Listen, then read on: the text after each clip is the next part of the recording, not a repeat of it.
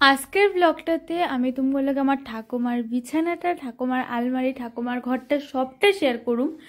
তো তার জন্য কিন্তু পুরো ব্লগটা অবশ্যই দেখতে থাকবা। জয় গুরু, তোমরা সবাই কেমন আছো? আশা করছি সবাই খুব খুব খুব ভালো আছো। আয়া বললাম তোমার সামনে একটা নতুন ফ্রেশ ব্লগ নিয়ে। অনেকদিন পরে আমগো বাড়িতে আসতেছে পিসিমণি। আমাদের একটাই পিসিমণি আদরে, তো পিসা পিসি সবাই আসতেছে। তো তার লিগা ঘরটা একটু ঠিকঠাক করা হইতেছে।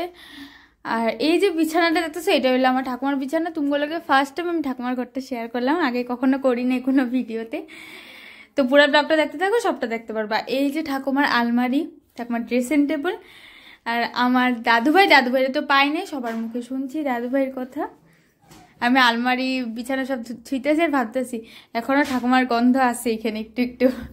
এই যে ঠাকুমার ড্রেসিং টেবিল, তো সবকিছু একটু ঠিকঠাক করা হয়েছে, যেহেতু এতদিন পরে পিসিমণি আইতেছে। পিসিগো আসার ভিডিওটা কিন্তু পরের ব্লগে পাই যাবে, তার লিগে পেজটা ফলো করে রাখো যাতে সবটা দেখতে পারো।